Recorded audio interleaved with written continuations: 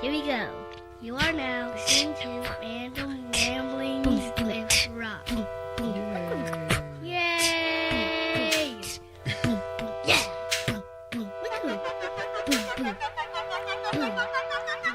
This is the anthem, you're ready for some random shit from Rob. Now everybody stand up and lift your arms. Put your hands in the sky like you're pinching stars. Go piss on Mars! What? It's so random, it's all gravy. The podcast is Rob's, yeah, go crazy. Yup. And all kind of shit like that. That's what Rob says when he runs off track. Fun fact, tuck that in your brain. Fuck that, nutsacks, we act insane. In the fast lane, still smooth like butter. Rob, dude, you one cool ass brother. Motherfucker. You might hear that about every other word, but who's keeping count? The ramblings get so random, what's happening? I'm babbling so much you can't handle me. Chattering teeth sound like a battle axe bashing the beat. Don't laugh when I speak, cause really, we're just some idiots. I ain't talking about a little bit, I'm talking fully illiterate. Like little kids trapped in a grown man's body, acting a fool like Lindsay Lohan party. Like it's a party of life, we party all night. Blackout, that's how we party it right. Hit the Walmart cause we bored as shit. Instagram and upload the vid. look at Rob hanging out in the Walmart for no reason, just Instagramming. He got his phone out, walking around looking at himself like, hey, look at me, I'm walking through Walmart. It's so random, Rob. It's so random, but that's what we love. Random ramblings with Rob. Random ramblings. Motherfucking Random freaking ramblings. motherfucking Random freaking ramblings. Random ramblings. Random ramblings. Blah blah blabbities. Blah blah blabbities. Blah blah blah. What up, everybody? This is your boy B-Rob, and I'm back. I almost lost myself for a minute. I forgot who I was for a second. But I'm back with another edition of the Random Rounds with Rob podcast. First and foremost, I'd like to thank you, the listener, for coming back each and every week, or however you listen to podcasts. If you're a brand new listener, I honestly and truly appreciate you giving my show a try. If anybody recommended you to me, give them a crisp high five if you're in their vicinity, or do it virtually through your multimedia app of choice. Yeah, Snapchats, your Instagrams, your Snapchat premiums, if you're that type of friend. Is it premium or is it? I don't know what the fuck they call it. Anyway, I haven't used Snapchat in years. I have another guest with me this edition of the Random Rams with Rob podcast. The internet and the world surrounding is a very random place, to say the least. And I frequent a lot of different podcasts, being that I am a podcaster myself, you know, for inspiration, entertainment, and other things. And there's one show in particular that I listen to, the Who Will Win podcast, formerly hosted by Jay Sandlin and James Gadsby. James is still there, but Jay's no longer a part of the programming.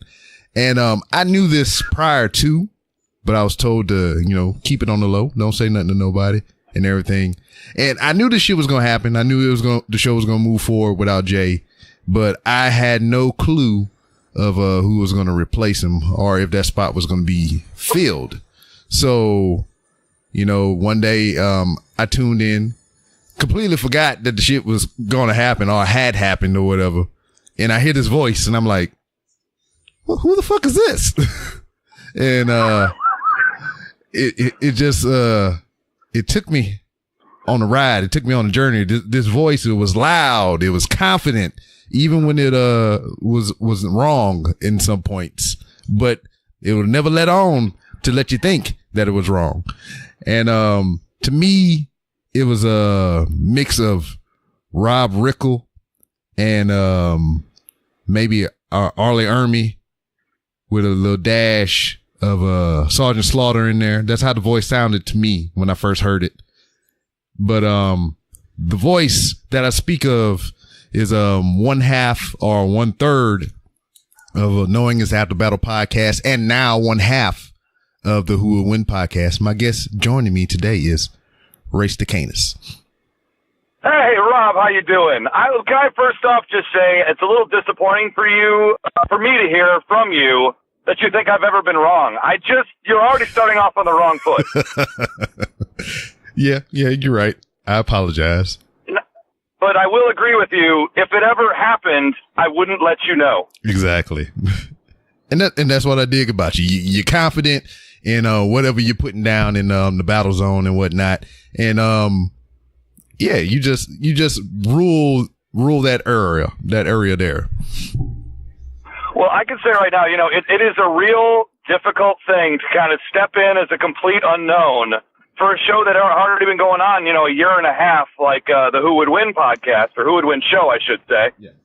And especially you got Jay Sandlin, who's so, iconic in that role on that show, doing what he does. And then to come in and know that you're going to do something totally different, but still kind of follow the same steps, follow the same formulas. And I'm just so grateful and glad that people have embraced what I do and really let me come on board as a new family member. And that really means a lot.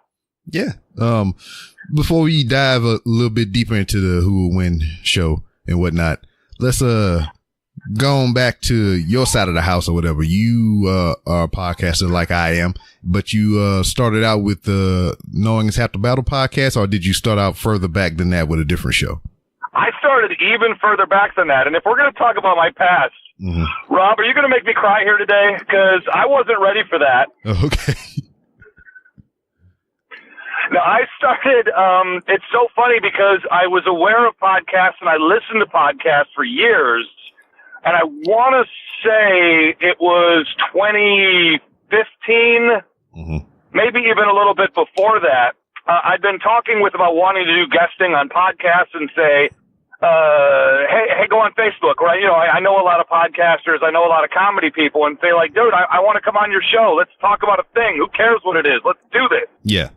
And it's crazy because all these people are always, now that I'm on the other side of that curtain, I know like how hard people scramble to find guests all the time. Oh, yeah. So obviously I must just be too much because I only got like one invite off of that begging for attention. But the one comment that came from there that really stuck out to me and made me go, is why don't you just make your own podcast since it seems like you want to do them so much?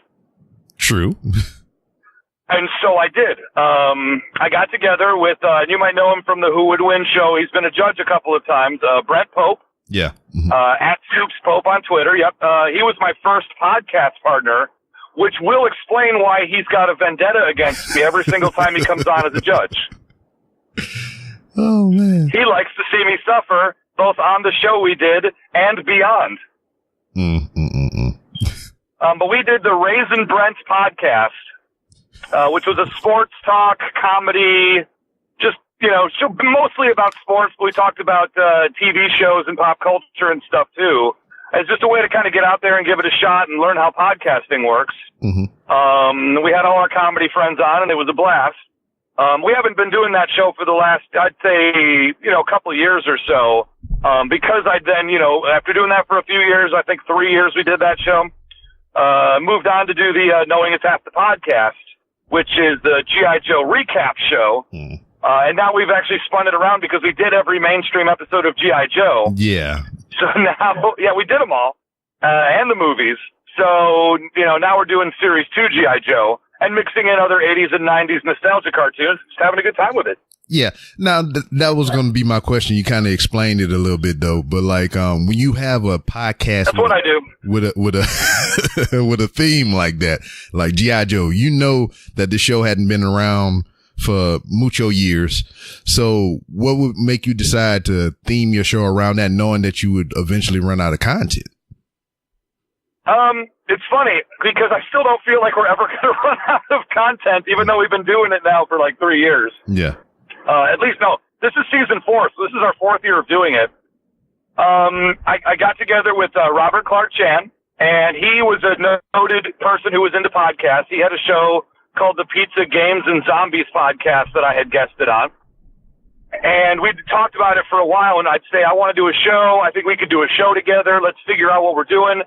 And I kind of just, going way, way back, I used to run a blog where I would, like 10 years ago at least, I ran this blog where I would get really drunk and then I would watch children's animated television and then I would recap the episode on the blog.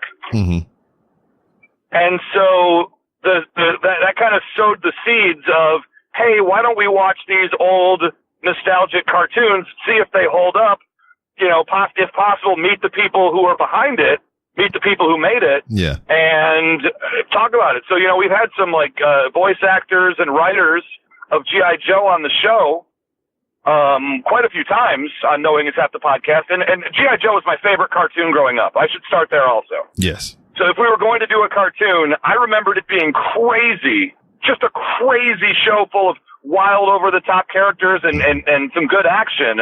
And I said, this is perfect to talk about. Now, maybe you can, since you are well-versed in the universe of G.I. Joe and whatnot, maybe you can jog my memory. Because I remember watching it as a kid as well. I used to watch it in the mornings before I went to school and whatnot, and I would catch, certain episodes here and there and whatnot.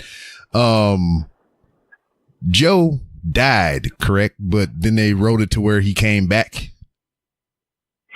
Well, you're talking about, yes, no, and Joe is officially the name of the team. It's not any one particular Duke. guy.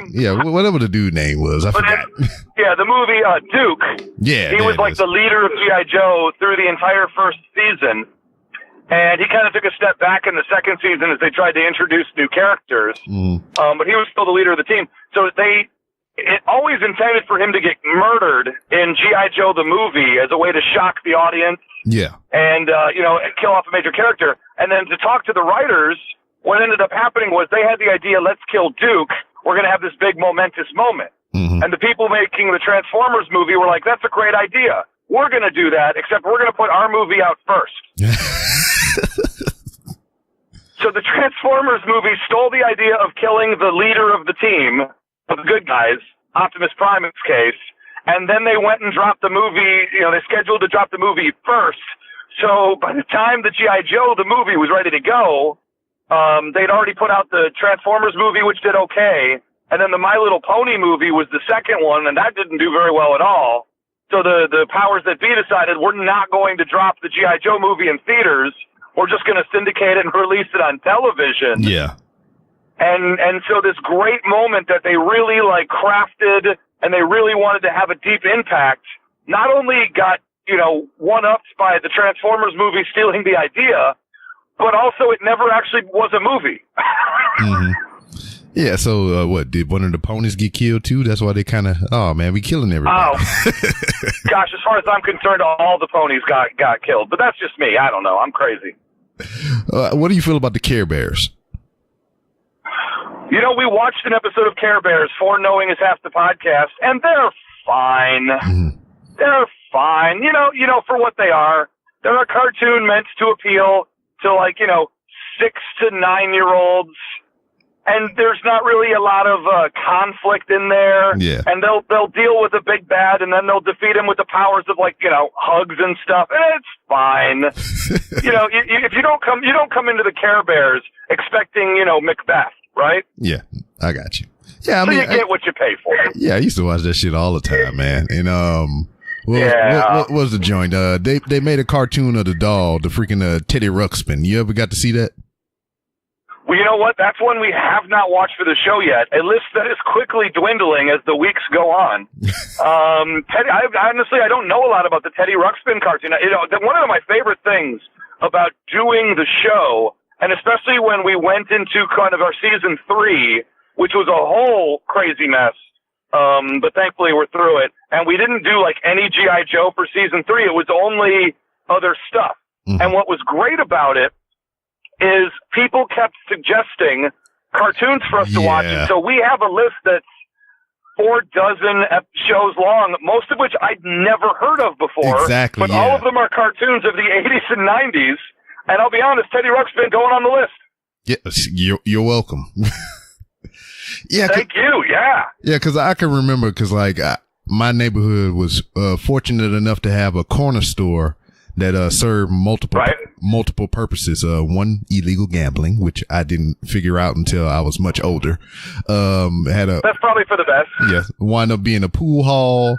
Then they got rid of that, turned into an arcade, got rid of that. But the one time that it really changed, and I really loved that change that they made. It turned into a video rental service. So they had a little room in the back that you can go there, you can rent videos and everything, and that's where I found those Teddy Ruxpin videos and everything. Because I never had the doll that played the tapes and everything. I don't really recall, but that was for the other kids. Yeah. so since I couldn't have the doll, I would have the cartoons. Yeah, I could watch that. Yeah, I feel that. I didn't, I had a lot of G.I. Joe toys, but yeah, my parents were definitely not in a place where they were going to get me every single thing I wanted. Mm-hmm. So Teddy Ruxpin had to be a dream I had to let die. Now, with the Teddy Ruxpin, though, what was cool about it, I did play with one, and it didn't matter if you put the Teddy Ruxpin story time tapes in there. You could put anything in there, and he would mouth the words as best as he could, and I would put all kind of crazy shit. And I have Teddy Ruxpin singing Too Short and shit.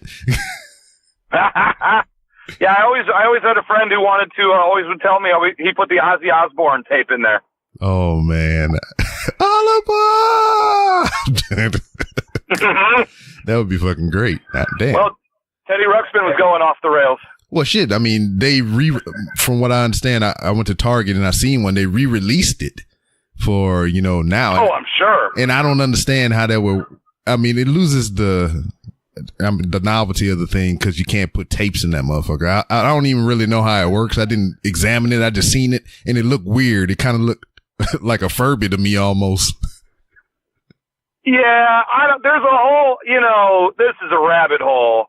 But I've got very strong opinions about this whole nostalgia thing, and people saying, Hollywood is out of new ideas. Of course. And I just blame my generation, to be honest with you. I blame the Gen Xers. Yeah. Because over the last X number of years, I'd say 10 years at least, the baby boomers have been slowly giving up those spots at the table to the next generation up, and that's the baby boomers who are now, in their 40s and 50s. Or not the Gen Xers who are in their 40s and 50s. And so they come to the table now, and for whatever reason, they never came up with any ideas along the way. So whenever they get asked, like, what should we do now, they always fall back to what they remember from when they were kids, because apparently they just stopped growing and stopped dreaming at a certain age. And this is my belief. So I cannot wait. Let me put this out there. I cannot wait until the millennials bump out the Gen Xers at these boardrooms, because then we're going to get some crazy stuff again, and it's going to be awesome. But until then, we have to sit through the 900th remake of Teenage Mutant Ninja Turtles. Like, 7-year-olds, 8-year-olds, I talk to them. These are my people. They don't care about the Ninja Turtles. They think they're cool and all, but I bet you if they had their own thing that wasn't co-opting something from 20, 30 years ago, they'd probably be a lot happier. Yeah. Now, what do you feel about this vicious cycle that Disney is now inciting? They're taking all those classic cartoons that we used to have and now turning them into live action or CGI animated films. Being somebody who lives in Los Angeles and works in the entertainment industry, you don't cross the mouse. You know what I'm saying? I love it. I love what Disney's doing. I am on board. Disney Plus. Sign me up. Yes. Especially if the damn, from what I've heard that they're going to bundle that with Hulu. Shit, I'm down for that. I'm already in. No, I'm literally, if I could just start giving the money now, just to start getting used to it, I would do it. That list that you was talking about, the cartoons and everything that people recommended. Do you remember some of those off the top of your head? Because I want to kind of bounce off of that too, to see if it was anything that I remember. I could. Off the top of my head, I don't have it in front of me, and I'm actually not the keeper of the list. But I will tell you, here's some of the cartoons that we did that came off that list. Okay. We did a show called Gilligan's Planet. Oh, okay. You remember Gilligan's Island? Correct.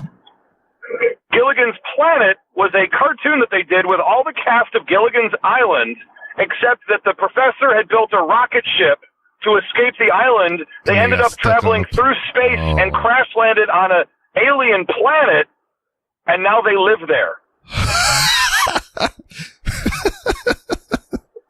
See that, and it's exactly what you think it would be.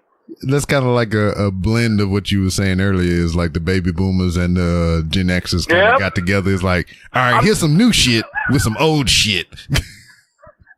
I'm not saying the Gen Xers are the only, generation that sort of lost their imagination, but my goodness, yeah. Another one we watched was called Mummies Alive. What? Mummies Alive was basically this is when Thundercats and Ninja Turtles and all that was starting to be a thing. I want to say it was late 80s, early 90s. So they were like, well, mummies are a thing.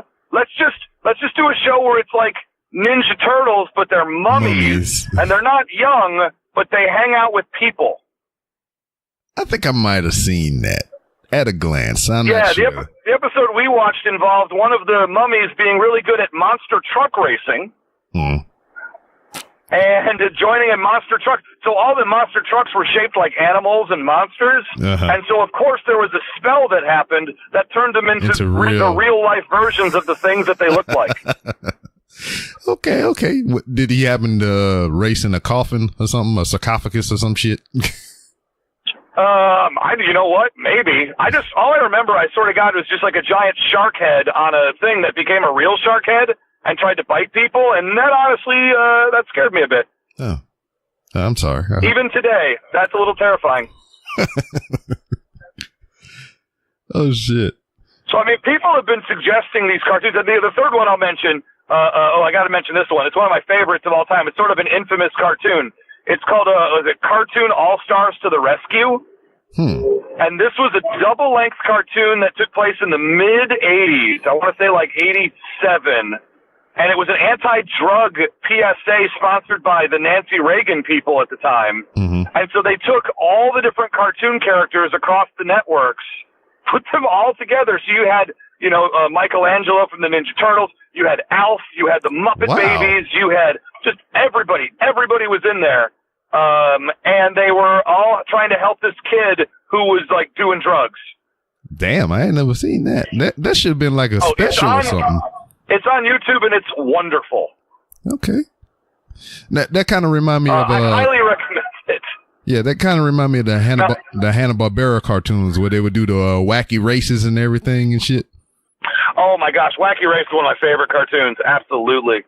Yeah, man, they had all them fucking Muttley and Snidely Whiplash and Captain Caveman and his boy and all them motherfuckers. Well, I don't partake in the substance, but if you have listeners out there that enjoy some recreation on their own time, if it's legal in your area, of course, have some fun, watch that cartoon, All Stars to the Rescue. I think you get a kick out of it. Okay. I'll also have another recommendation if you can find it, or if you have, I just want to see if you heard of it. It's called, it's a Brave Star. We just did an episode of Brave Star like 2 months ago. All right, I'm going to go back and dig for that. I loved it. Brave Star. I loved it. Speed of the Puma. Well, Eye of the Hawk. Yeah. Strength of the bear or some shit. Yeah. Yeah, we watched an episode of Brave Star. It was wonderful. Like, it's what's crazy about the knowing is half the podcast, and we when we were doing, and we still mix them in with the G.I. Joes, because we're on Series 2 G.I. Joe right now, which are almost universally horrific. They really are an abomination that have very little to do with the G.I. Joe that we know and love. So, if you listen to those episodes, there's a certain sadness that pervades them, because I was really a big fan of G.I. Joe growing up, but my two co-stars, one kind of watched it a little bit, didn't make a big impression on him. And then our third co-host, Gina Ippolito, who's amazing, she never watched it, barely had even heard of it. So we had three totally different perspectives coming in the show, which I think helped out a lot. And what makes me laugh is as much as they would complain about the weirdness of original G.I. Joe, when we get to Series 2, they're all like, can we go back to rewatching old episodes of G.I. Joe to get this taste out of our mouths? Yeah, because but through all that, we've been watching. Yeah, go ahead. Sorry. Yeah, because I was listening to a little bit before we got on or whatever, and she was just talking about how like it was a familiar torture, and you watch it long enough, it doesn't hurt as much anymore. That's right. If you get used to the water torture, you don't mind the water torture. But we watched the episode of Brave Star, and one of the great things I was about to say is that rewatching cartoons when I was a kid now, or checking out cartoons that I never bothered to give a chance to when I was a kid, there is some really, really good stuff out there kind of buried in all the massive amounts of content. It's fantastic. Brave Star, I 100% put on that list. Also Thundar the Barbarian was a show I was not expecting a whole heck of a lot of when we were doing it. It was it's the first post-apocalyptic show that I was ever even aware of. Like, I know Road Warrior and whatnot became a thing at a certain point, but like this was brought to the cartoon world for kids, and it's literally a destroyed Earth with like mutants and the people, and it's just it's magic powers and I don't know. It's something about that show was so ahead of its time and so smart, because nowadays you look around, in movies, video games, TV, post-apocalyptic stuff is just the jam. It's literally everywhere. Mm-hmm. This cartoon was doing it way before anybody was, and I really felt the notes of that show a lot.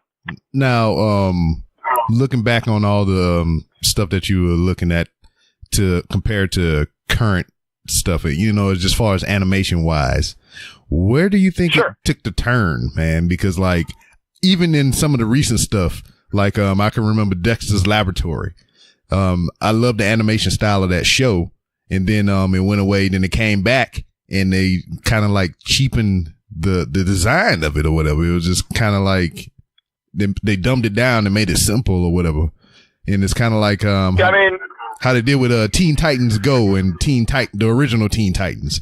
How it looked more comic book based, and then now you got Teen Titans Go, it look all, bubbly and all kind of other crazy shit, Yeah, it ebbs and flows. You do get a little bit of for kids stuff it does feel a little dumbed down a little bit. But when you compare it to the stuff for that same audience from 20, 30 years ago, it's not really that different. Mm-hmm. Executives in boardrooms who decide these things will never cease to underestimate the intelligence of an American child. Okay. They're always afraid of doing stuff that's going to go over your head. The only difference, I suppose, is that they're not relying as much on celebrities to carry their shows as they did 20 and 30 and even 40 years ago. For knowing is half the podcast. We watched the Robin Williams Mork and Mindy cartoon, which shared an hour with the Laverne and Shirley cartoon. What? They had cartoons? Yeah. Oh, yeah. And not only was it Mork and Mindy, but the rule for all those shows was you had to have like a talking dog. So, Mork and Mindy had a talking alien monster dog. What? And like, Gilligan's Planet, again, based on, old-timey characters, I think they also had like not a talking dog, but an aware human-like dog. This is just what you do. Oh, okay. So, you talk about Teen Titans Go and kind of like bringing it down and going for a younger audience. And I guess I try to take a more broad look at it, mm-hmm. because executives and people that make these decisions, they're not, geniuses. They're just regular people who happen to have the position that they do. And there's nothing wrong with that. God bless them. They got there, get yours, But that being said, they're just as prone to making weird decisions as anybody else is. They're not infallible. Mm-hmm. So when it talks about we need to make a show and we want this show to appeal to blank demographic, how do we do that? Oh, I know. We add in some, fart jokes. We dumb down the animation so it's not as crisp, and we make sure all the characters are childlike. Okay, great. Teen Titans. Boom. There you go. Yeah. Now, tell me. But at the same twist of fate, Garbage Pail Kids back in the 1980s. Same stuff. Man, how many of those stickers and cards did you have? I can be honest with you. Can I be honest with you, Rob? Yes, you can. I feel like this is an honest show. I was terrified there was a card, and it was a character, and there was a horrific-looking child, mm-hmm. and she was eating a housefly, a giant housefly with a knife and a fork. Yeah. And I cannot for the life of me remember this character, but I remember that picture upset me so much when I was 7 years old or whatever it was, that I immediately swore off Garbage Pail Kids, and I have a certain twisting in my stomach whenever they would come up in conversation. Have you seen the movie? Well, sure. That's a natural part of all of our self mutilation. I can remember all them shits. I don't remember the character name specifically or whatever, but I had my cousin or my nephew or whatever. I would go spend the night at their house, and they had those stickers all on the back of their door and on their wall and shit. And I could just remember sitting there in the room playing Nintendo, looking up at these stickers and shit. And I'm just like, that's nasty as fuck. Yeah. And we just on No Way to the podcast, we just got a suggestion to do the Garbage Pail Kids cartoon show, which they made 13 episodes, and it never aired in the United States. And in fact, it was lost and buried for 16 years and didn't get rediscovered until 2002, I believe it was. And at that point, only went straight to video. So you can watch all this stuff on YouTube. YouTube for old cartoons is magical. Yeah. That and Daily Motion, I would plug both of those sites because they both really help us do the show that we do. But yeah, the Garbage Pail Kids cartoon is it's just bizarre. Like that one almost broke me because it was just so non sequitur and they were just trying to be gross for the sake of being gross without, jokes or story or characterization or anything else. It was just, let's just drop some sort of weird green glob on somebody and call it comedy. Yeah. Not my favorite. Yeah. I'm jump around a little bit, but before I do, how do you feel about the freaking Batman, the animated series? I mean, we're on record as saying this might be the greatest animated show of all time. To me, that's where the conversation needs to begin.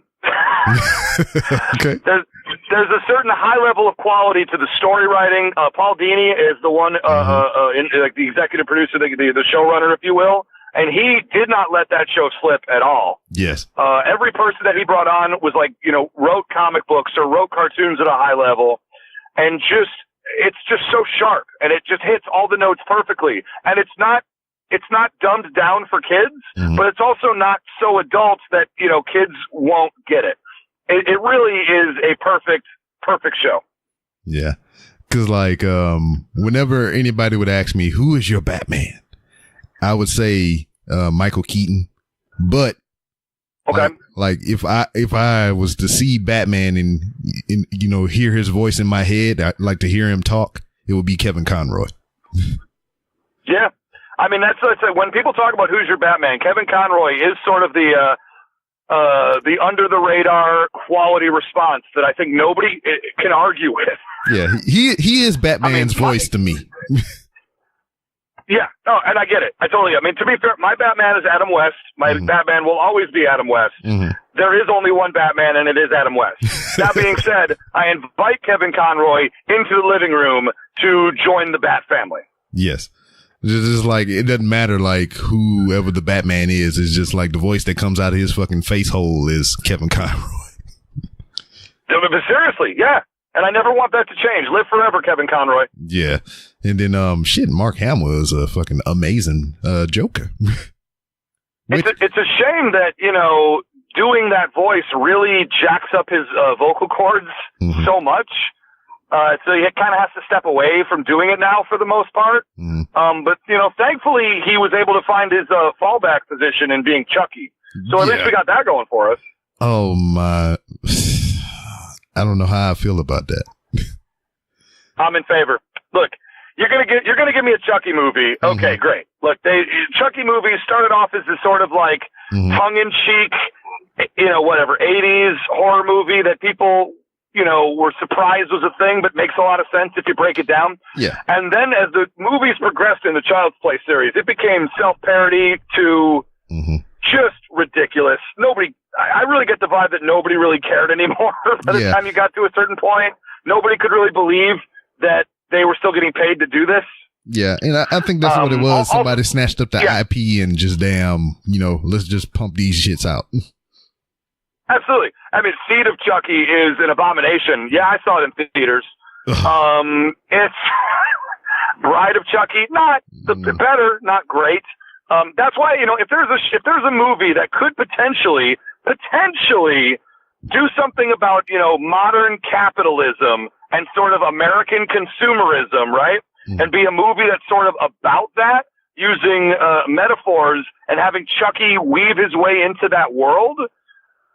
Boy, there's potential there to do something real cool. It just remains to be seen if they figure it out and if they pull it off. Yeah, because the premise of it, I mean, I get it and I understand it. It's with the times. Everything is tied into some mobile device or some kind of network or whatever, and they kind of playing off of that rather than, you know, the original shit with the voodoo shit and the fucking just possession of the doll and all this other crap. So I get that. I dig that aspect of it, but it's just like what you're saying, man. Yep. It's just like, will they pull it off? You know, and you never know. You know, every time, you know, you're ready to write something off and then it comes out and suddenly, you know, everybody around you in your social circle and your social media is all like, dude, that was kind of good. We kind of really like that. Yeah. It's like, oh no, I dismissed it already. Am I allowed to go back and change my mind and give it a chance now? Yeah.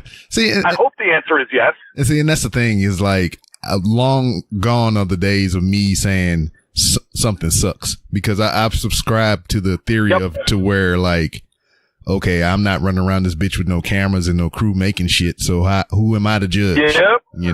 You know, I'm not putting. No, I feel that. I'm in the same camp. Well, for a long time, I was much more negative, and I reveled in hating things. And I guess as I got older, I realized that's not a personality. That doesn't make you interesting. Yeah. You know, they talk, you know, when you talk about like being a troll and whatnot, or a sports troll, it's if you don't root for any teams, you can hate every team and then be the same to everybody. But you're a moving target because whichever team is good. Oh, I like the Golden State Warriors. Oh, I like the Boston Red Sox. What are you going to do about it? Your team sucks. That person blows. That person is a terrible, awful waste of humanity.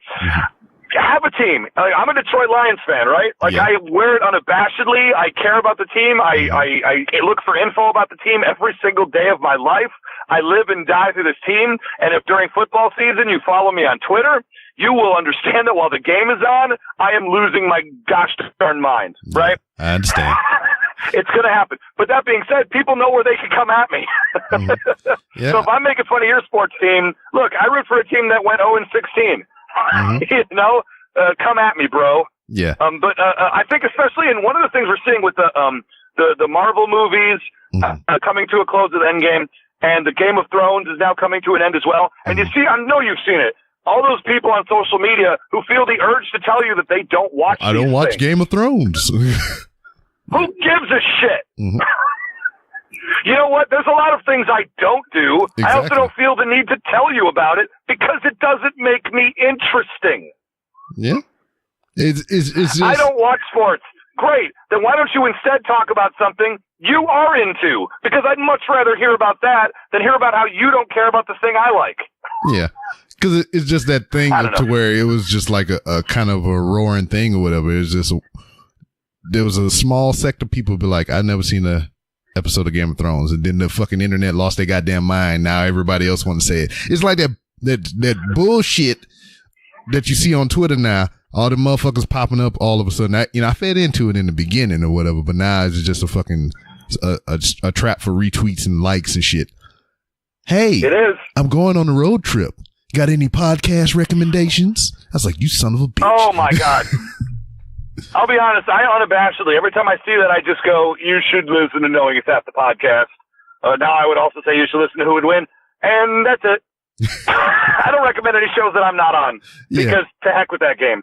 Yeah, man, that shit pissed me off. Because, like, at first, it was just casual. It would pop up here and there. I was like, oh, one or two people. Hey, maybe I can recruit some people over to my side, And then exactly a whole bunch of motherfuckers start doing it. It's just like this person and this person and this person. I even had somebody to go as far as to make a troll account, put a female picture on there with some big boobs or whatever, just to see the differences between likes and retweets and shit. I bet there were plenty. Yeah. Yeah. You know what annoys me when podcasts do that? It's like, you are a show. Shut up. Yeah. Listen to yourself. Oh shit. But backtrack a little bit. I mean, when I hear your voice, I hear you talking. Like I said, it's with a whole bunch of confidence, anytime you're speaking and everything. What's your background, man? I mean, I come from Detroit, which is why I'm a Lions fan, because no one would ever choose that for themselves. I grew up in the Midwest, and I've done a lot of things. I had a belief at a young age, thankfully, and I never talked myself out of it, which is you only got one go at this thing, so do everything you want to do and don't feel bad about it ever. Mm-hmm. So I made a decision that I was going to live several lives in the one that I get. So along the way, you know, I've done a lot of performing. I've done a lot of stage stuff. You know, I've done recorded stuff. You know, we're doing the podcast now. I'm a trained professional wrestler. What? Who, you know, has had a bunch of matches both in Michigan and here in LA. Whoa. We gonna put a pin in. Well, I assumed you knew that, Rob. What's going on? I did not know that. We're gonna put a pin in the rest of that shit for right now. Professional wrestling. What's going on? Yeah. No, because, you know, and it's one of those things. Let me tell you the story. So I was a huge wrestling fan, as I'm sure everyone else in the world is, right? Yes. And you see it, you go, that looks like fun. Da. I was walking through. I hail from Livonia, Michigan. That's my city of origin. Mm-hmm. And I'm walking through at the time what was the Livonia Mall, which was a dying mall. And there was a table with just a bunch of flyers on it. Just walking by, just this old ass table. And there was a big old flyer with a bunch of really cheap looking with like guys in spandex, and it's like wrestling show. And I went, oh, I'm going. A local wrestling show in my hometown of Livonia, Michigan? Yes, please. And I took the flyer home, and I called up my friends who we watched pay-per-view and wrestling and WWE together and all that. And we, like a group of 3 to 5 of us, and to see this independent show that had a crowd of, I want to say, 25 people, maybe. And it was in a hollowed out, abandoned CVS pharmacy. With the roof tiles taken out. There was no electricity in the building, so they had to use a battery-powered boombox for all of the entrance music. They had to put the ring as close to the front of the store as possible, get as much natural sunlight before the sun went down. And they used the swinging door of the pharmacy as their entrance door. And let me tell you, I've never been more captivated by a show in my entire life. Oh boy, I mean, ever. It was magic. That has to be the thing, man. Because like, similar for me as well. I have a minor in professional wrestling too, so it was the same thing. I was going to the commissary, motherfucking grocery store, and I see this old janky ass flyer on the window. Live professional wrestling in this elementary school gym. And I was like, you fucking right, I'm going. And that's the start for me as well. So I'm just drunk on excitement from this 8-match, 2-hour-long, ridiculously fun indie show. And me and my friends are just going crazy for everybody because we want these guys to feel appreciated. Yeah. That's how you should act at those shows, dumb marks. Have a good time while you're there. Don't act like you're too cool for school because nobody likes you. You're the same as that guy who hates your team but doesn't have one themselves. Shut up. Just enjoy the show. My God. But there was a big thing in the window that said, wrestling school. Would you like to do this? And then I was like, oh man, I want to, but I'm intimidated, but I want to, cause I'm a reasonably large guy. I mean, I'm, about 6'4", and at the time I was probably 220. Okay. So I was of reasonable proportions to give it a shot, and I was going to let it pass. I was just like, I talked myself out of it. And I'm staring at it, and I'm like, dude, I'm telling my friends, you see that? Blah, blah, blah. And I actually leave the building, start walking outside, and my one friend who I'd gone to see it with, Tom, he kind of says, hey, dude, just on the slide, he's like, hey, dude, if you do it, I'll do it. And I'm like, let's go back in right now. And so we trained at the Thunder Zone Wrestling School. Trained there for, I want to say, 6 to 9 months, 3 times a week, every week, before getting our first match. Because, it's hard. It's really, really hard. Yeah. That was supposed to be the culmination of all the training that I got put through. They was going to give me a match or whatever, but the timing of my retirement versus the timing of trying to get everything together, you got to go do a physical and get a wrestling card and all this other bullshit. I couldn't get it done in time before I left. To be honest, I don't know anything about all that. Yeah, I mean, some people don't play by the book all the time, but I was in Missouri. I would argue 95% of independent wrestling does not play by the book ever. Yeah. Well, this specific area of Missouri, they sports commission was kind of on it. They would show up at every show, and so I couldn't get all the shit done in time, so I never got my match. I mean, it makes sense. Some places are more regulated than others. Yeah, because like I was telling other people, man, that certain area of Missouri was like the most wrestling I ever seen in one place in my whole life. They had Harley Race's school that wasn't too far from there. They just had different independent shows running up and down that area in Springfield and freaking St. Louis and just all points in between. And then the little freaking federation that I was cool with, that I would run shows for and whatnot. It was just so much wrestling at one time. My brain was just like, oh, this is fucking amazing. Yeah. Well, I'm sure you can tell, from the way I perform and carry myself and do the shows, the wrestling background is right there. Yeah. I mean, it makes sense to me now. Yeah. I would say, like, I wrestled for a few years, all up and down Michigan, loving it every time, every show I got was magic. I was just so happy people wanted to see me. Myself and my friend, who I trained with, we became the Destroyers of the Universe. That was our tag team name.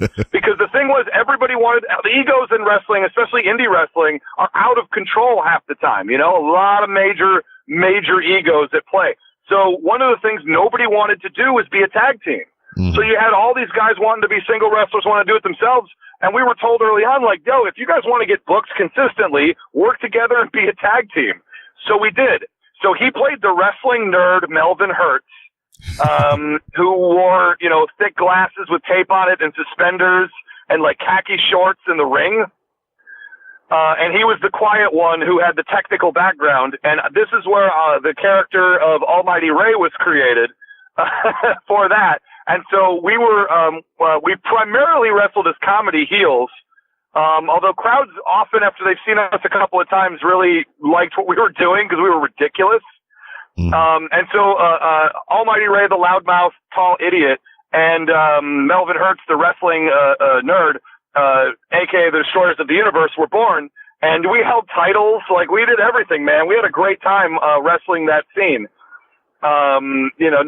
Nothing bad to say about it. It was really a good time, and I got to meet some fascinating and fabulous people. From your time in the professional wrestling biz, have you seen anybody make the come up from that you may have wrestled, like pop up on TV or anywhere like that? There's one wrestler in particular, although he probably wouldn't admit it. I don't know what happened to this guy. The one-legged wrestler, Zach Gowen. Oh, yeah. If you're familiar. Yeah. Uh-huh. He went to my wrestling school. He was from my hometown, also of Livonia, Michigan, and I was there for his first day of wrestling school. So I helped train. I was trained with that guy. And what's amazing, and we'll go a little behind the curtain, but he started getting gigs because he was kind of a unique act, and he could go and he could do moves and moonsaults. And he was real fabulous. But the funny thing is, for like a long time, nobody wanted to put him over because they were terrified. Like I said before, the egos are very, very high. Oh. And so what I can say on the record is there was a show we did for Livonia Entertainment Wrestling, was the name of the one-off, one-show-only promotion, as it turned out. And there was Zach Gowen was supposed to wrestle one of the bookers of the show. Mm-hmm. Bless him. He decided he was going to put himself in the show with no training. Real smart. And what happened was I sort of got 2 hours before the show, I'm talking to that booker, and he was like sweating. He looked sick to his stomach. He was so nervous about going into a match completely untrained and unready for anything and embarrassing himself, which is what would have happened, that he's like, Ray, I can't do it. I don't have another wrestler. I don't know what to do. I booked the show. I effed up. What's going on? And I'm just like, dude, I know I'm supposed to wrestle a tag team match later in the show. I got you, fam. I'm going to take your spot in that match, and I'll do a singles match in the same show. Who cares, right? So I wrestled Zach Gowen. I'm the first person ever to put him over in a match because ego has no place in a wrestling circle. Yeah. Man. It was the right thing to do. And gosh willing, he then wrestles Vince McMahon on a WWE pay-per-view. You're welcome, Zach, if you're listening. Yeah, man. Put the man over. Oh, man. Hey, look, if you don't make the other person you're with look good, then if you do defeat them, you've defeated nothing. Yeah, this is true. And I mean, you're only as good as the rule of life. Yeah, you're only as good as your partner anyway. That's it. Plus, you don't want them to hurt you. Yeah, this is true. This is true. All right, man. All right, so freaking acting, freaking wrestling. What else you got in your bag of tricks? Oh man, I mean, I won awards for doing poetry slam back in the day. That was a lot of fun. Did you actually writing slam original someone? pieces and performing them? Did you actually slam someone while doing poetry? I slammed myself once. I thought it'd be funny. Turned out it just hurt a lot. Yeah, I've been there. You know, as much as I think violence is hilarious, when you start mixing it into your comedy, people suddenly get weird. I did a show out here. I did a sketch comedy show because I also trained at Second City in Detroit to do improv before I moved out to LA. And so when I got to LA, I hooked up with a show here that now is known as Top Story Weekly. I'll give them a plug. And I wrote a sketch way back in the day. Tell me how this sketch aged. I wrote a sketch when Donald Trump was supposed to be on the WrestleMania against Vince McMahon, and then the loser had to shave his head. You remember that bit? Yes, sir. I wrote this sketch because one of the other guys in the show did a tremendous Donald Trump impression. Little did we know at the time what that ended up meaning for him in his career. God bless us all. We'll make it. I swear. So I'm playing Vince McMahon and he's playing Trump. And with this sketch where basically Trump comes into Vince McMahon's office and says, Vince, I'm nervous. I was real happy about this match, but I can't lose my hair. Would you be interested maybe in, I don't know, rigging the match so I win? And of course, Vince McMahon is completely outraged at why would you suggest we fix a wrestling match? That's outrageous. How dare you? And that's the general timbre of the sketch. But the thing ends with Trump leaving stage, and then I taught the actor who played Trump to give a chair shot. Oh. So you see where this is going. He sneaks back up on stage while I'm monologuing as Vince McMahon, takes the folding chair, winds it up real good for the audience, and drills me perfectly in the back with the chair, and I collapse like a sack of moldy tangerines. Oh, man. And I've never enjoyed a moment on stage more because the audience was not ready for an act of brutality on stage. The sound and the thud that it made when it hit me was beautiful, and I sold it like a crazy person. So the audible gasp from this comedy audience will forever fill my heart with joy. I used to randomly hit people with chairs just because. Yeah, I had to stop doing that. Yeah, I got some. It wasn't chairs. I would randomly hit people from behind with my forearm. Just walk behind them, and you're like in line or something, and you just boom, and you just like hit them. They didn't like that though. Yeah, I used to take the folding chairs and I would just walk up and pow right on the back. Yeah. And if you do it right, it's beautiful. Yeah, the only reason I didn't do it anymore because I hit somebody pretty big and they gave me the death stare and I was just like, all right, I'm gonna stop doing this shit. Well, it's generally best if you have an agreement with that person ahead of time. Well, yeah, I just did it at on a whim, just like I pick up.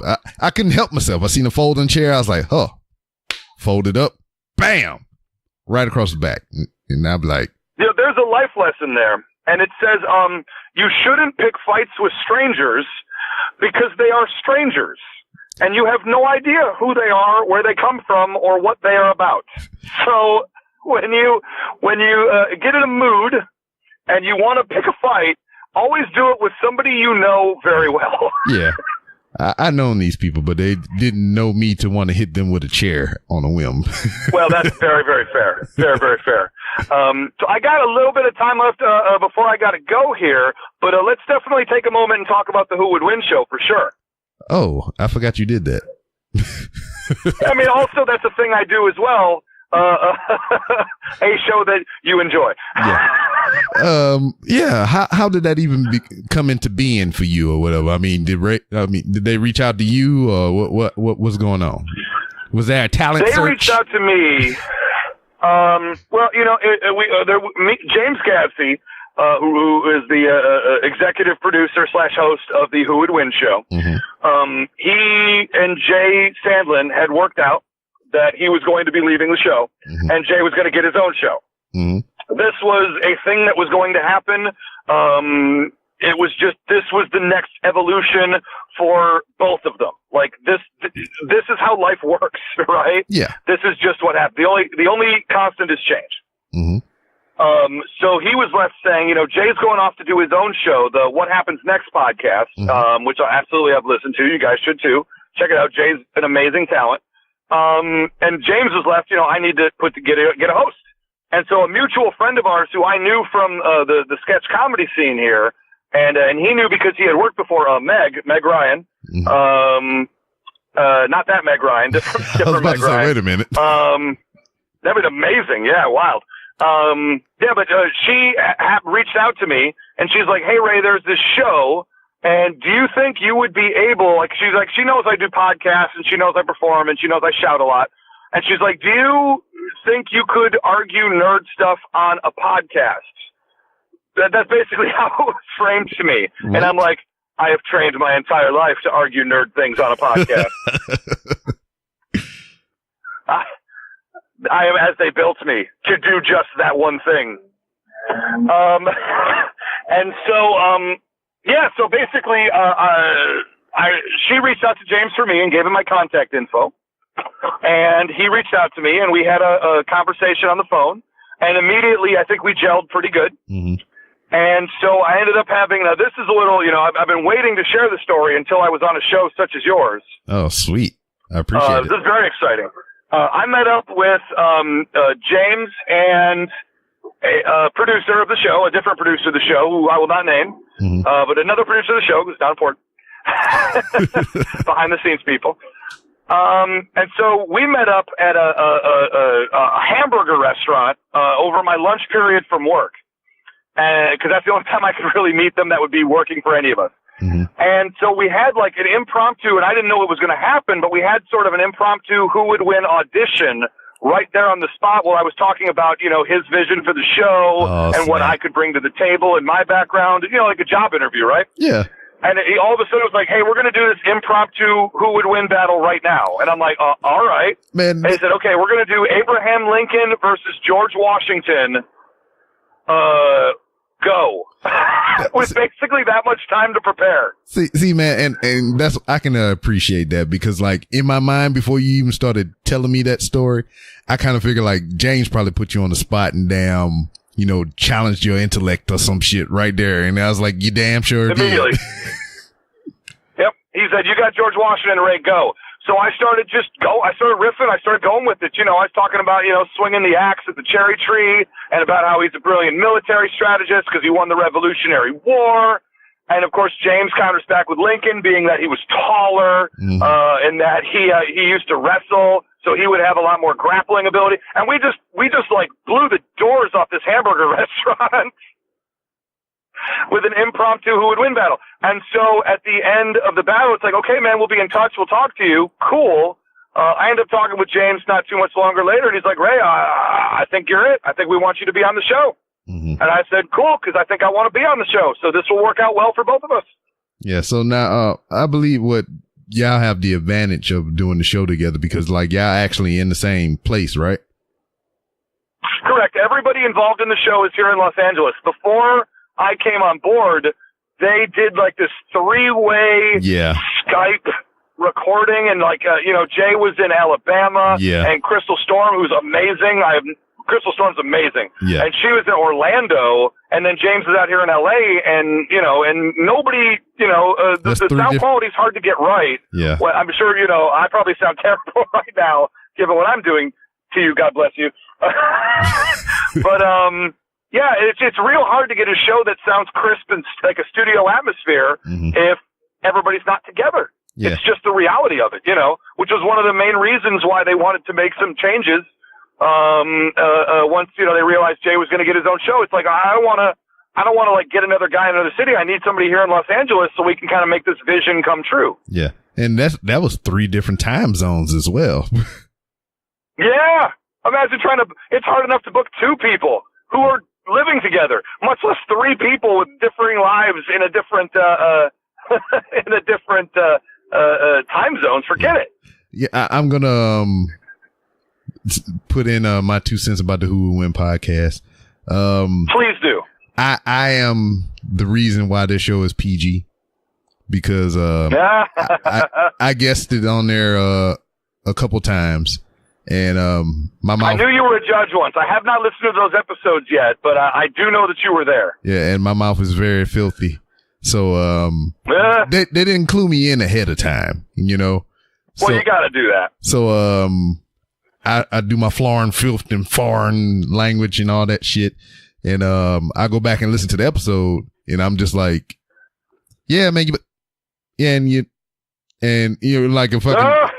A clean mixtape or some shit. And I was like, wait a minute. I know I had a joke. Oh, no. You got the radio edit. Yeah. So I talked to him about it. He's like, yeah, we didn't know our show needed to be PG-13 until you came on. So I take great pride in that. I love it. I mean, to be fair, it makes sense for the show. I mean, to do it that way because you are appealing to all ages and demographics with the show. So you got to be, you got to be careful about what you're saying and how you're saying it. Yeah.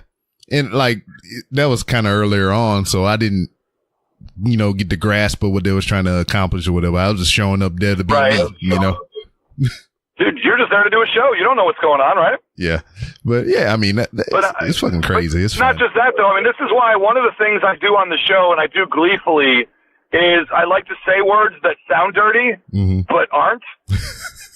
So. When we did the Spawn versus Captain Marvel battle, and I found out that I got to say the word necroplasm. Yeah. I lived in that moment. Yes. Or you can just simply say moist. I will say moist all day, every day. Thank you. I don't see why that became like a taboo word or whatever. People are like, you can't say moist. I say, it's a fucking word. Of course I can say it. Yeah, it's not a dirty word. It refers to cakes first and foremost, and cakes are fine. Yeah, or something damp, Yeah, it literally could be anything. Yes. People just making it out to be something evil. Bastards. Thank you. It really says more about that person than it does you for saying it. That, if I may. Yes, exactly. With Who Would Win and everything, I know in his earlier incarnations and whatnot, they attempted some live shows and whatnot. Have y'all been prepping to do anything like that, or y'all just kind of, keeping it in the studio for right now? Yeah. Well, the hope is to do some live shows down the road. Right now, what we're doing is we're trying. I mean, if I'll let you look behind the curtain, we're trying a couple of different ways to do the show to see what works the best for the show and for us personally. So when we first started recording, we had the very talented Amira was our engineer. Miss we had people in the studio like watching with us, and that we have to ask the audience for commentary. And we were trying a whole bunch of different things. We had another person who was acting as like a hype man. During the show. And we tried a whole bunch of different stuff, and what we found was a whole bunch of stuff that was fun, but we don't think it necessarily added to the show. And we wanted to, through doing that, we discovered, okay, we don't think this worked. We think this works, so we want to do this, or this works, but not quite how we're doing it right now. And so I think one of the things that sometimes an audience can lose track of is, we're not necessarily 100% polished all the time. We're trying things, and we're looking for feedback. It's an aspect of the show that is hitting with people or not hitting with people. If you intelligently raise those opinions, you will be listened to. Yeah. And so through that now we've got we've kind of agreed on pulling the show back to a slightly different way of doing it, which is, more centered, more focused on me and James.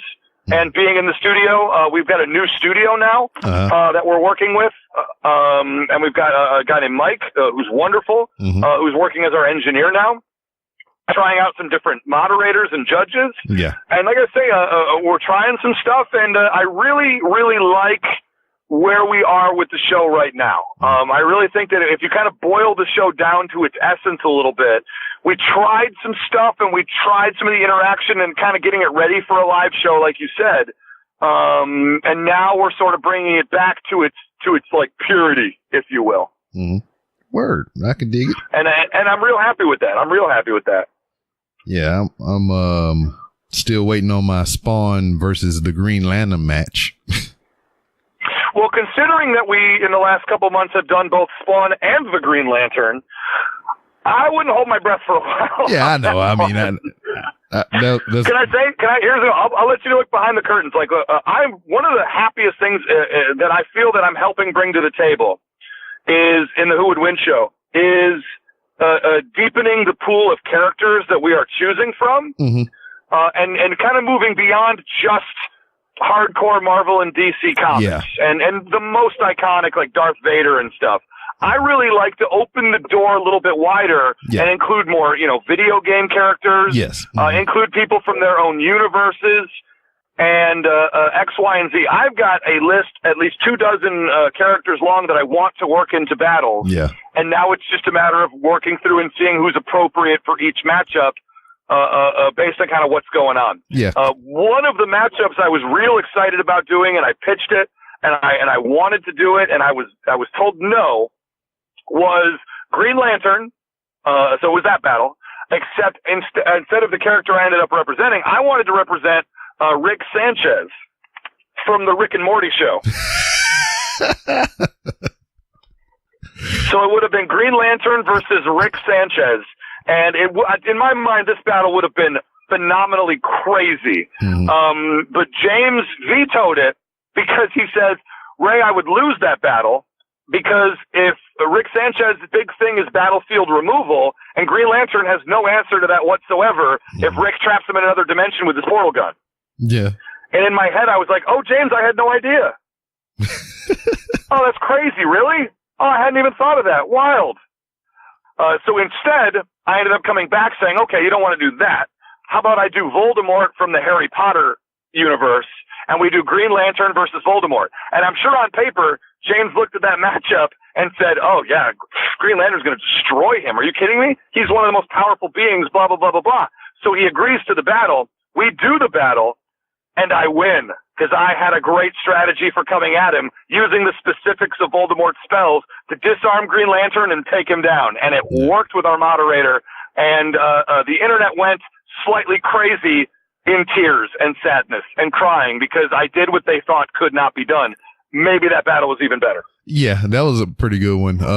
Also, what kind of screwed him in that is his son kind of sided with you too. So, look, I'm not going to say I'll use anything at my disposal to win these battles, but it is very important to me that I win these battles.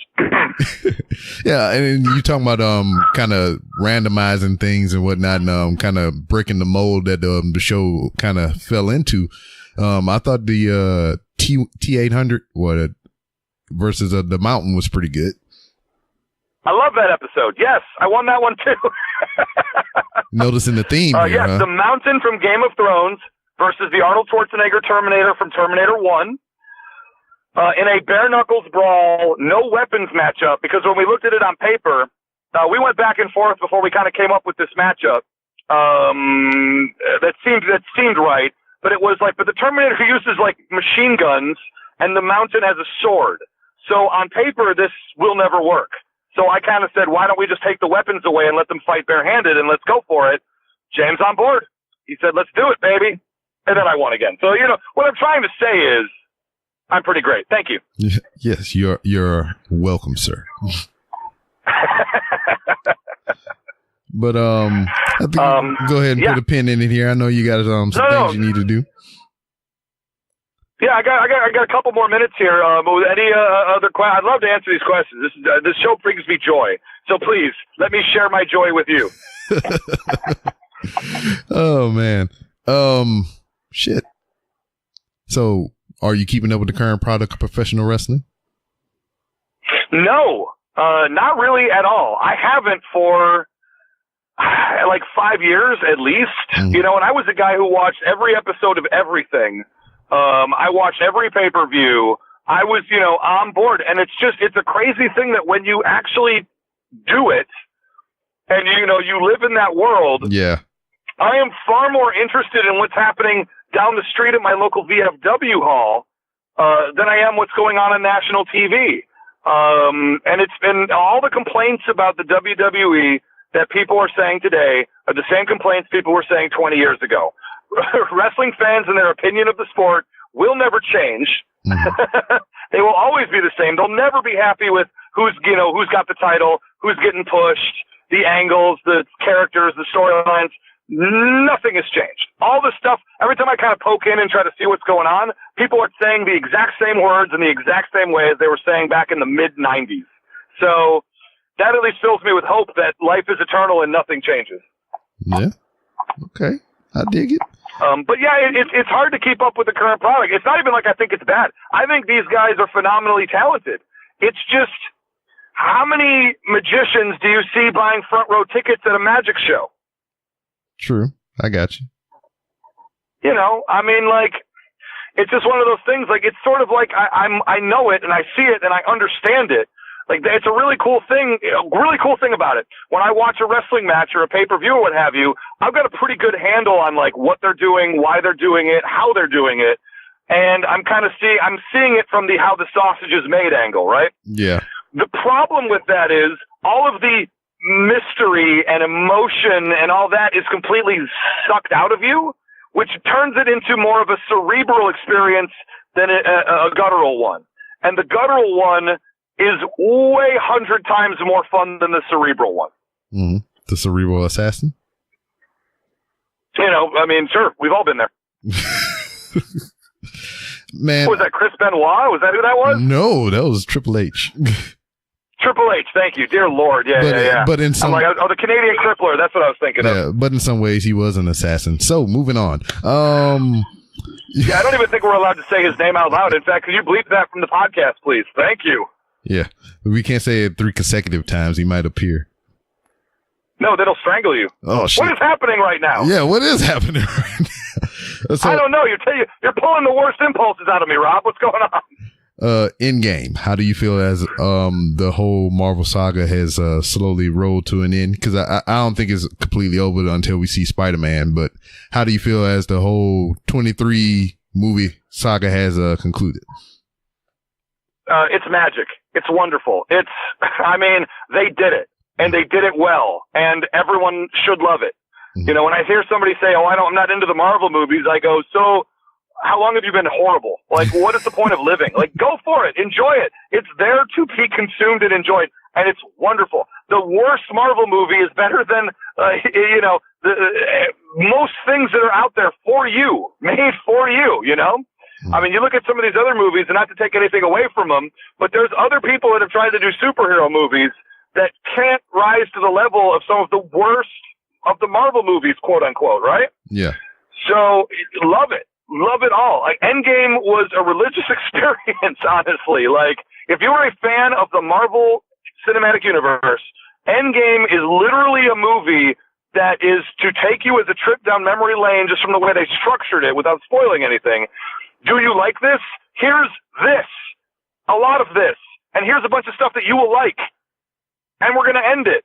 Yay. I mean, it's great. Yeah, now... It's an Avengers movie. It's wonderful. But let me say right now, anybody who thinks the MCU is done is fooling themselves. Oh, yeah. Because all they're going to do is they're going to take out a handful of the characters. They've got decades of Marvel storylines they can roll with. You know, they hit some of the big ones, sure. There's plenty left. And not only that, but they have the rights to the X-Men, Fantastic Four, Deadpool. Yep. And now they can do round 2 of another 10-year cycle centering around Spider-Man as the de facto leader. And you know what? They're probably going to make 22 more amazing movies that are going to have a beautiful story arc again with Doctor Doom and Galactus or something. So this is here to stay. This is great. Let me look at Marvel Endgames. Let me look at the box office receipts. Yeah, I think they're going to make another one of those. Now, it kind of goes with what you were saying about the Batman animated series. They had one guy at the top that was just kind of overseeing this thing, just making sure everything was covered in the line and everything. And Marvel has that in Kevin Feige. Mm-hmm. And whether he decides to come on for round 2 of the story, or I have to believe the people there are way smarter than I am. They have a plan. So if he's not going to take the reins of a second giant story arc and make himself another $10 billion or whatever he has now, what I would say is they've got somebody else in mind, or they've been grooming somebody for the last X number of years to come in and take his place at the head of the mountain, and it's gonna be great. These are the ultimate top of their craft everything because they can afford to get that. Yeah. And they're gonna make movie magic again. So anybody sitting at home is just like, well, that's done. No. They're building an Avengers theme park at California Adventure in Disneyland. They're not planning to let the MCU go cold overnight after making $2 billion in 11 days, okay? Yes, this is true. Now, best case scenario for you, this next crop of movies, this next phase in MCU, what is your best case scenario? Yeah. I'd love it, I'd love it if somebody could figure out how to do the Fantastic Four right. Not the most recent reboot, because we don't talk about that, but the one before that had Michael Chiklis and Chris Evans as the Human Torch, and the other two, oh my God, I'm blanking on their names, but the guy who was from the show Forever as Mr. Fantastic, who was wonderful, and then Jessica Alba, I think, as Invisible Woman. That cast is magic. Those 4 performers were perfect for doing those roles. So it really upsets me that they messed up Dr. Doom. They got Dr. Doom completely wrong. Yeah. And they just went the wrong direction with him and made him kind of a farce of what he should be. He should be a Thanos-level monster, Mm-hmm. And it kills me that they wasted for 2 movies. And then the first Fantastic Four movie I give like a B-. It's not even bad. It's just, it could be more. And then the Silver Surfer movie is like a C-. It's not terrible. It's just not enough, Yeah. And so I'm kind of mad that they wasted that cast. And they had Chris Evans in-house and couldn't figure out what to do with him. Are you kidding me right now? Yeah, this is true. You had Captain America in-house and you blew it. Now, do you think do you think those movies were kind of like crippled by the technology at their disposal at the time? Do you think if they would have made those, just saying the whole, I don't. Yeah, I'm about to say, because I'm about to say, like, in an alternate reality, let's just say like Marvel didn't pan out the way it is now, and they had those same exact characters, those same exact actors, but they made it now here in 2019. Do you think that would have changed anything? If they had that same cast of 4 actors in the year 2019, but at that age from back then, and they were part of the Disney Marvel MCU, it would be amazing. It would be a fantastic movie. I hope that they can find a cast to equal that one, God willing, surpass it. I don't know. I love that cast. I don't think it was the technology or anything like that blew it. I think it was the poor characterization and poor storytelling. Mm-hmm. I didn't think the story, again, they messed up Dr. Doom real bad. Yeah. They got the character's whole concept wrong. They didn't, all the cool things with Dr. Doom, they left on the floor. And instead you end up with this shell of what this character should be. He might as well have been wearing tinfoil on his head. There's so much there and there was so much source material to draw from. How do you mess that up? I don't know. One of the best things that the MCU did is they completely drew everything from the source material. They did not think they were smarter than 50 years of Marvel. True. Yeah, because so I don't know. Me not knowing a lot of the source material and seeing these movies, it still blows my freaking mind how well they did overall. Yeah, and it's all on the page. That's the crazy thing. The first Avengers movie, Loki getting the staff that's all from the comics. They didn't have to reinvent the wheel. They were like, we have decades of fantastic stories. Let's just kind of meld it into this thing we want and kind of bend it a little bit here and there where we need to, but it already stands up on its own, you know? Yeah. And then, you know, you make the tweaks here and there for film and whatnot. I mean, it's because you can't give them exactly everything. Nope. I mean, and you wouldn't want to. Yeah, because that's how it is with The Walking Dead or whatever. I mean, they pull straight from the source material, but they change things up just to, you know, keep you guessing. And I kind of like that, honestly, when you have something that's, you know, a little more, you know, current. You know, if you're pulling from a Marvel comic book from the 60s, I think not as many people are just going to know that than something that came from 10 years ago that is still easily findable at your local comic book store. Yeah.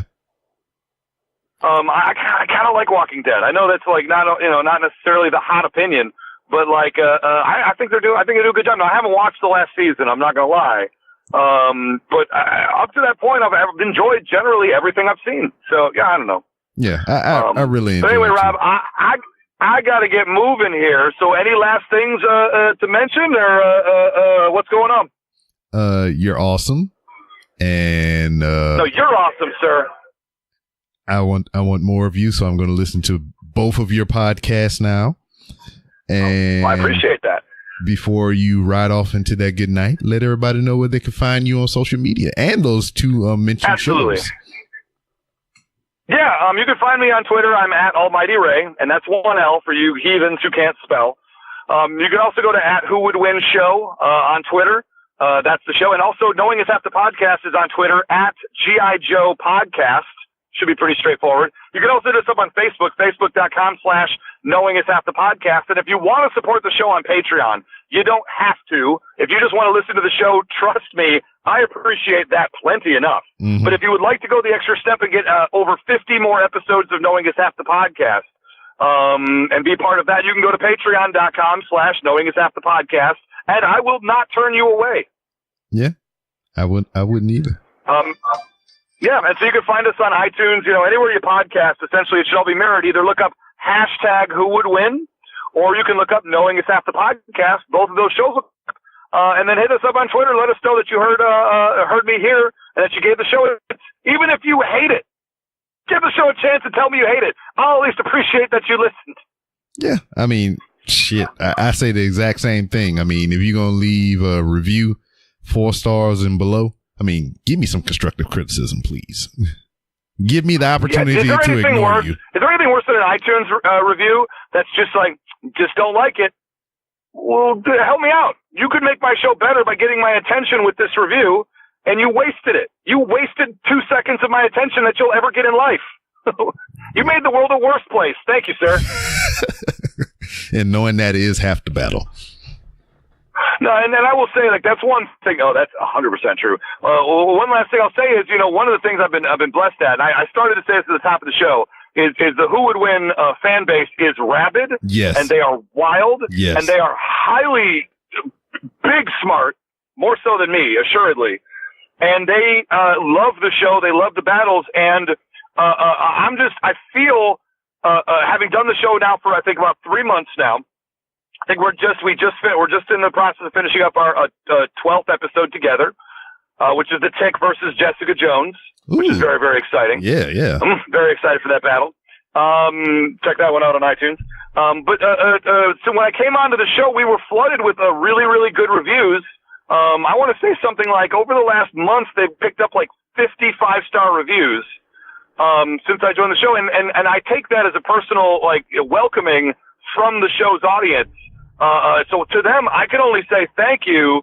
I'm blessed to be able to do what I do for the show, and I appreciate even the fools who think I'm wrong on the show. I appreciate that you're there being a part of it. Yeah, and that's fucking awesome. # Ray is right. Yes, this is true. You should make that a shirt. That should be on your Amazon store. If you don't think I'm on the horn with James Gabsy 100% of every single day, telling him we need a # Ray is right shirt, you don't know me very well. All right, man. Once again, I appreciate you stopping on by, giving me your time, chatting with me and whatnot, fellow wrestling compadre. And hell yeah. And yeah, man, the door is always open for you to come on back in to promote whatever you got going on or just to shoot the shit. Oh, I appreciate that very, very much. When we just do the live shows, we'll come back on and we'll pimp them for you. Word. Hey, if y'all do get to traveling and doing things, make sure one of your stops is Houston. Me and James talked about this a while back. So, I got a room here. Y'all can crash at the crib. You ain't got to do no hotel expenses or whatnot. Don't say that. I'll be over tonight. Oh, okay. I won't say it then. All right, Rob. Well, thank you so much for having me on the show, man. I appreciate it, and you have a beautiful night. All right. And that was Ray Stakenas. Damn, you just heard him hang up on the Skype call. But yeah, man, I told you, man, I heard this dude voice for the first time. I heard the confidence in it, just, in all his musings and whatnot. I was just like, I need to talk to that dude. And as it is with anybody that I have on the show, I hear something or I see something they do and I'm like, I need to talk to that person. You need to be over here on the 3R show and we need to chop it up with paper like the homies do or die. Look it up. But yeah, look him up on the Who Would Win podcast with James Gabsey. And then you can also listen to his podcast with his two co-hosts that I don't remember right off the top of my head, but is the Knowing is Half the Battle podcast. Great shows, great people all involved all around, and I highly recommend it. If you're listening to this episode right now, I am at Comic Palooza. Yes, I am at Comic Palooza. I'm recording this early on in the week so I can get it out the way and chop down and edit it out so you can be listening to it. Cause all weekend I'm going to be at Comic Palooza, May 10th, May 11th, May 12th. Daggone, from the time the doors open to the time the doors close. I doubt if I'm going to be there that long, but I'm going to be there a substantial amount of time, or I have been there a substantial amount of time, because this would be a Sunday when you're hearing this. And look forward to maybe the next episode to where you hear all about the Comic Palooza things. And follow me on Instagram, because you'll be seeing me freaking taking photos and videotaping and whatnot. I'm videotaping like I'm going to have a camcorder in this bitch. Goddamn VHS. All on the Comic Palooza floor and whatnot. So be checking me on social media, baby. At It's B Rob, ITSBROB. Professional wrestling and any other general shenanigans. Talk. That's the way you do it. This show on Twitter at 3R Show, and Instagram. Just look up Random Rounds with Rob or 3R Show. What fuck? Don't look up 3R Show unless you're using the hashtag 3R Show, because they got that one punk motherfucker on Instagram that has 3R Show, and I can't get it from him. But I'm gonna get it. I got a plan. I done dispelled a little bit of my schemes to a couple of people, and I have a way I'm gonna get that damn 3R Show freaking account name on Instagram. Son of a bitch. Anyway. Go to randomrobcast.com. Find many different ways that you can support the show. You can use Amazon links. You can become a Patreon for as little as $1 a month. If you don't want to support the show monetarily, you can purchase things for the show via Amazon wish lists, and you can purchase merchandise, hats, shirts, buttons, freaking stickers, koozies, all that stuff on Random Ramblings. Damn, I can't talk. randomrobcast.com/merch. What else? If you want to just donate cash to the show, you can do so on Cash App and PayPal. Just look up 3R Show.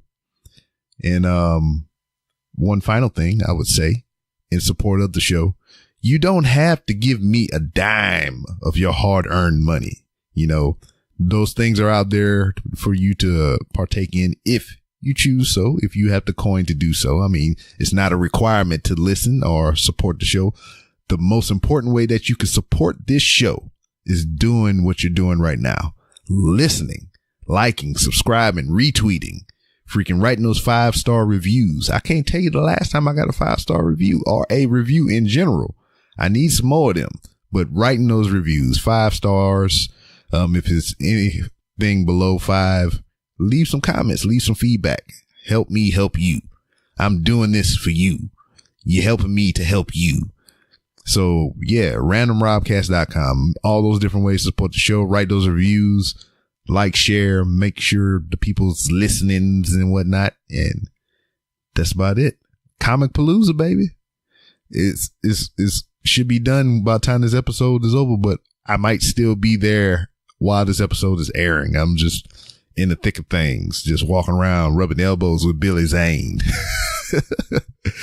But, yeah, that's it. I'll see you next time.